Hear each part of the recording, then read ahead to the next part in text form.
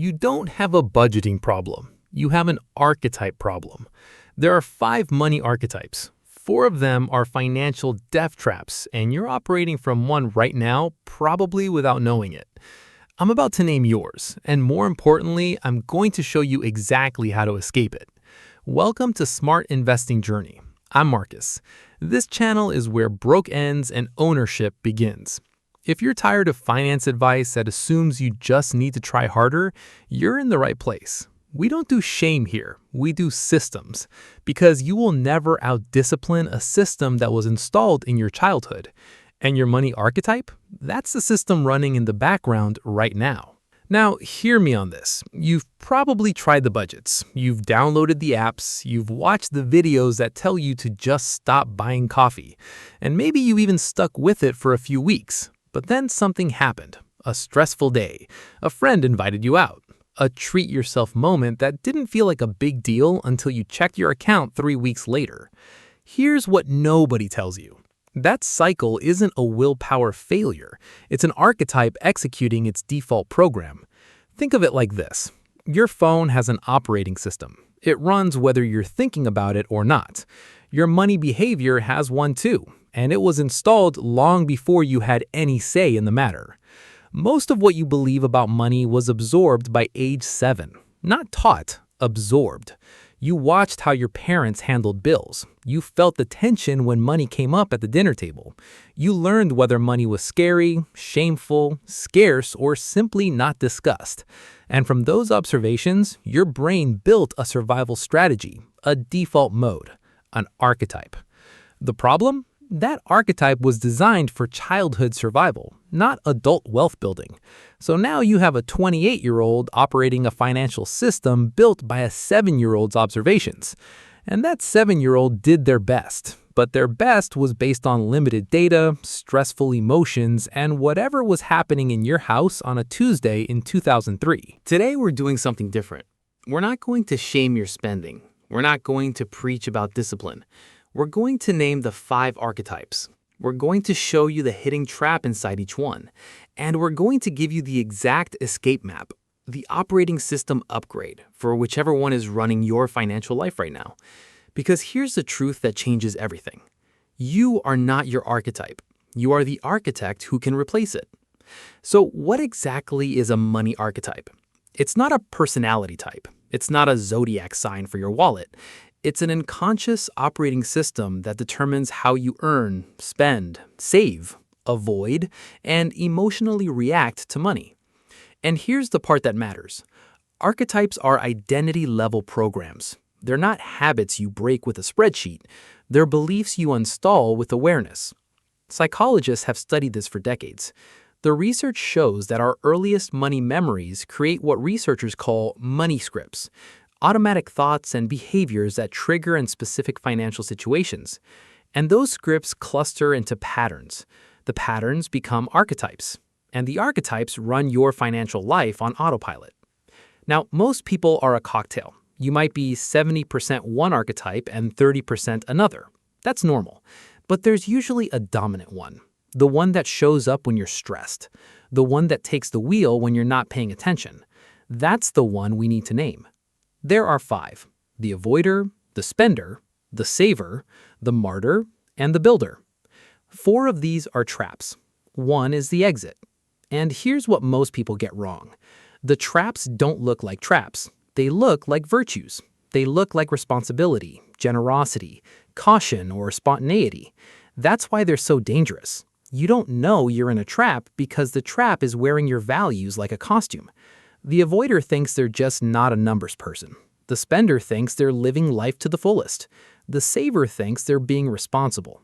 The martyr thinks they're taking care of everyone. And the builder? The builder doesn't think about money as identity at all. The builder thinks about money as a tool, a direction, a system. Now hold on, because this is where it gets real. The archetype that is trapping you right now was probably installed to protect you. The avoider avoided because looking at money caused pain. The spender spent because scarcity felt like death. The saver saved because instability felt like danger. The martyr gave because love felt conditional on generosity. These were survival strategies. They worked. once. But survival and wealth are different games. Survival is about getting through the month. Wealth is about getting through the decade. And you cannot win a decade-long game with a strategy designed for monthly survival. So here's what we're going to do. I'm going to walk you through each archetype. I'm going to show you the trap. I'm going to show you what it costs you. And then I'm going to hand you the escape map. Not generic advice, archetype-specific replacement programming. Because motivation is a lie. Discipline is overrated. Repetition builds wealth, but only if you're repeating the right system. Let's start with the archetype that looks the most innocent, the avoider. The avoider's mantra is simple. If I don't look at it, it can't hurt me. They don't open their bank statements, they don't check their credit score, they set up autopay and pray. They have a vague sense that something is wrong, but they can't tell you what, because looking would make it real. And if it's real, they'd have to do something about it. And doing something about it feels overwhelming. So they don't look. Now, here's what most people get wrong about the avoider. They think avoiders are lazy. They're not. Avoiders are often high-functioning in every other area of life.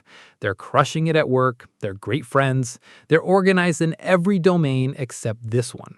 Why? Because money represents something specific for them. Shame, failure, a parent who lost a job, a childhood where money was the reason for every argument. Looking at the numbers doesn't feel like accounting. It feels like opening a door to a room full of bad memories. And the cost is staggering. The average avoider loses an estimated $12,000 per year in missed optimization, late fees, missed investment opportunities, subscriptions they forgot about, tax deductions they never claimed, employer matches they never enrolled in. It's not that they don't have money, it's that money is evaporating through cracks they won't look at. I knew someone, let's call her Maya. Maya earns $62,000 a year. She never checked her accounts. She just swiped her card and hoped. When she finally sat down with me and we did a 5-minute audit, she found $437 in monthly subscriptions she didn't use. She found an old 401k from a previous job that had been sitting in cash for 3 years, missing market growth. She found a credit card with 19% interest that she'd been making minimum payments on for 14 months. The total cost of her avoidance? Over $18,000 in 1 year, on a $62,000 salary. That's not a budgeting problem. That's an archetype problem. So here's the escape map. It's called the 5-minute Sunday audit. Every Sunday, you spend 5 minutes, not an hour, not 30 minutes, 5, looking at 3 things only. Your checking account balance, your credit card statement from the past week, and 1 subscription or recurring charge. That's it. You're not fixing everything. You're just looking. Because for the avoider, looking is the medicine. Looking shrinks the monster. Looking turns the vague anxiety into a specific number. And the specific number can be solved. If you're the avoider, your replacement belief is this: what I ignore costs more than what I face. Write that down. Put it on your lock screen. Because every time you choose to look, you're not just checking a balance. You're uninstalling the childhood program that told you money was too scary to examine. Now, hold on, because we've only named 1 archetype. And if you're sitting there thinking, that's not me, I need you to stay with me. Because the next 3 archetypes are the ones that look like virtues. They're the ones your friends praise you for. And they're the ones quietly destroying your financial future. Before we keep going, if this is hitting, hit the like button. It tells the algorithm this content matters, and it tells me to keep making it. Archetype number 2, the spender. The spender's mantra is, money's for enjoying life. Tomorrow's isn't guaranteed. They feel a rush when they buy something. They use phrases like, I deserve this, and you only live once. They'll spend $300 on a weekend without blinking, then stress-eat ramen for 2 weeks wondering where it went.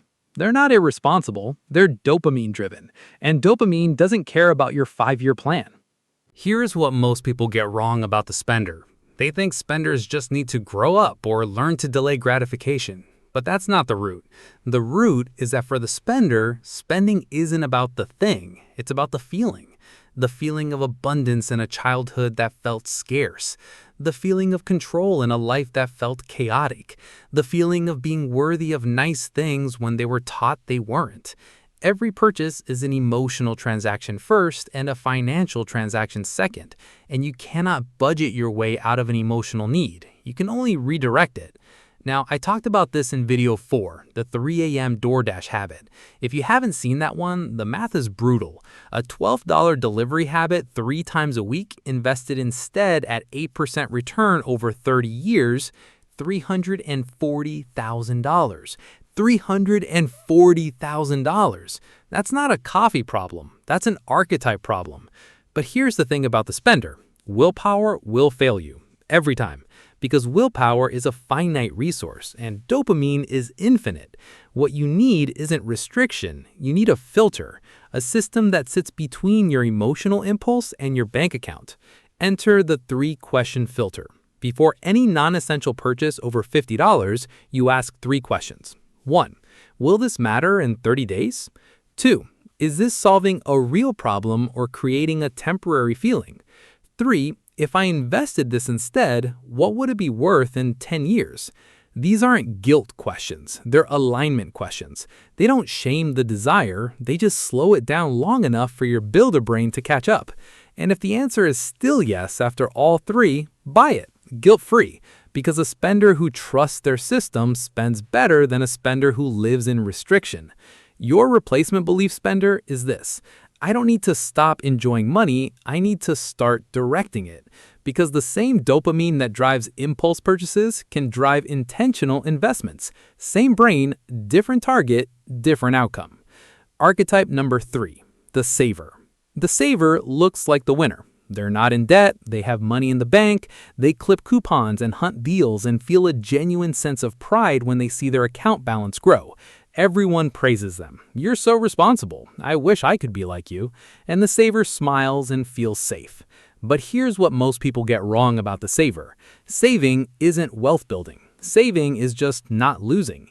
And in an economy where inflation averages 3% annually, cash is a melting ice cube. Every dollar sitting in a checking account is losing purchasing power in real time. The saver isn't building a fortress, they're building a sandcastle at high tide. Let me show you the math. Let's say you save $500 a month for 10 years. You put it in a savings account earning 0.5% interest. After 10 years, you have $62,000. Sounds good, but inflation has eroded about 20% of that purchasing power. Your actual wealth around $50,000 in today's dollars. Now, let's say you took that same $500 and put it in a broad market index fund averaging 8% annually. After 10 years, $91,000. In today's purchasing power, that's roughly $73,000. The difference between saving and building over 1 decade, $23,000. And that's on $500 a month. Scale that up and the gap becomes a chasm. The saver's trap is identity-based. They believe at least I'm not in debt is the finish line. They believe cash equals safety. They believe investing is gambling. And every time the market dips, they feel vindicated. See, I knew it was risky. But they don't see the slow, invisible risk of doing nothing. Inflation doesn't send you a notification. It just quietly shrinks your future. I knew someone. Let's call him David. David had $47,000 in a savings account. He'd been saving for 5 years. He was proud of it, and he should be. The discipline is real. But when we ran the numbers, that $47,000 would be worth about $38,000 in purchasing power by the time he wanted to buy a house. He wasn't growing wealth, he was preserving the illusion of it. The escape map for the saver is twofold. First, the tiered defense system, which I broke down in video 2. You keep your emergency fund liquid. 3 to 6 months of expenses. That's your safety. That's non-negotiable. But everything above that, that goes to work. That gets invested. That gets directed. Second, the 1% move from video 5. Every month, you increase your investment contribution by 1% of your income. Not $100, not $50, 1%. It's so small you won't feel it. But over time, it rewires your identity from I save to I build.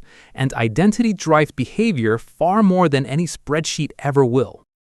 Your replacement belief saver is this: safety isn't a number in an account. Safety is a system that grows faster than inflation, because the most dangerous thing you can do with money is nothing at all. Archetype number 4, The Martyr. The Martyr's mantra is, everyone else comes first. I'll figure out my stuff later. They lend money they don't have, they pick up the check when they're broke, they bail out family members, cover friends' rent, and say yes to every financial ask because that's what family does. Or, I can't just let them struggle. Here's what most people get wrong about the martyr. They think martyrs are just generous. They're not. Martyrs are often operating from a deep belief that their worth is tied to what they give, that love is conditional, that if they stop giving, people will stop needing them, and if people stop needing them, they'll be alone. I talked about this in video 1, the loneliness tax. By age 30, the average martyr has given away approximately $47,000 in unrepaid loans, covered expenses, and missed investment opportunity. And the worst part, most of that money wasn't asked for. It was offered, because offering made them feel needed. The escape map is the oxygen mask principle. You know the airplane safety briefing? Secure your own mask before assisting others. It's not selfish, it's physics. You can't help anyone if you're unconscious. The martyr needs to build a boundary system. The Sunday alert from video 6 is perfect for this. An automated weekly text to yourself that says, did anyone ask for this or did I offer? Can I afford this without touching my tiered defense? Will this be repaid, and do I believe it will be? Your replacement belief, martyr, is this. Generosity without boundaries is just poverty with good PR. You can love people and have limits. In fact, your limits make your love sustainable. Now, hear me on this. We've named 4 traps, and if you saw yourself in any of them, maybe more than one, I want you to feel something right now. Not shame, recognition. Because these archetypes were installed to protect you. The avoider protected you from pain. The spender protected you from scarcity. The saver protected you from instability. The martyr protected you from abandonment. They worked. Once. In a different season. In a smaller room. But you're not in that room anymore. You're building something bigger now. And bigger buildings need stronger foundations. So the question isn't, what's wrong with me? The question is, what system am I ready to install? Let's bring this home. The 5 archetypes. The avoider, the spender, the saver, the martyr, and the builder. 4 traps, 1 exit. And the exit isn't about being perfect, it's about being directional. The builder isn't someone who never feels anxiety about money. The builder feels it and checks the numbers anyway. The builder isn't someone who never wants to impulse buy. The builder wants to and runs it through the 3-question filter first. The builder isn't someone with no fear of investing. The builder fears inflation more. The builder isn't someone who never wants to help family. The builder helps from a full cup, not an empty one. The builder treats money as a tool they direct, not an emotion they react to. And here's the beautiful part. The builder isn't a personality type.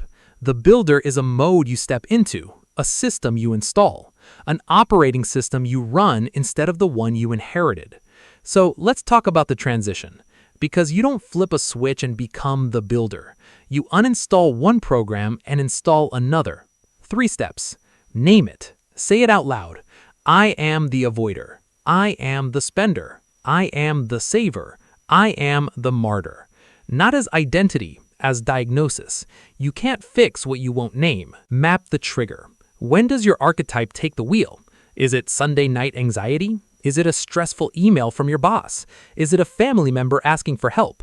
Is it scrolling Instagram and seeing someone with something nicer? Your archetype has triggers. Find them. Write them down.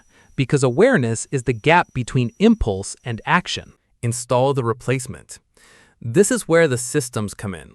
The 5-minute Sunday audit for the avoider. The 3-question filter for the spender. The tiered defense system plus the 1% move for the saver. The oxygen mask principle plus the Sunday alert for the martyr. These aren't suggestions, they're replacement programs. And they work because they don't rely on willpower, they rely on structure. If you want the full infrastructure, go back and watch video 6, the 60-minute automation.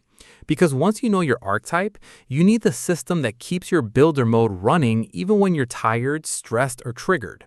6 flows, 60 minutes, once, forever. Here's what I need you to understand. You are not your archetype. You are not the avoider. You are not the spender. You are not the saver. You are not the martyr. These are programs, and programs can be deleted. You are the architect. You are the CEO of a one-person wealth-building operation. And CEOs don't run on childhood scripts. They run on systems. They run on data. They run on direction. Motivation is a lie. Discipline is overrated. Repetition builds wealth, but only if you're repeating the right system. And the right system starts with naming the wrong one. So I want you to do something before this video ends. Pause it. Open your Notes app. Write down which archetype is running your financial life right now. Write down one trigger where it takes the wheel. And write down one replacement action you're going to take this week. Not next month, this week. Because Sunday is when nobody's watching, and that's exactly when the builder does the work that changes everything. Where broke ends and ownership begins, that's not a tagline, that's a decision, and you just made it. If this resonated, subscribe. We drop videos every week that treat you like the CEO you are, not the broke kid you were told you are. Next week, we're going deep on something most people ignore, the exact automation stack that runs my entire financial life. 6 flows, 60 minutes. Set it once and it runs forever. You don't want to miss it. Hit the bell. I'll see you in the next one.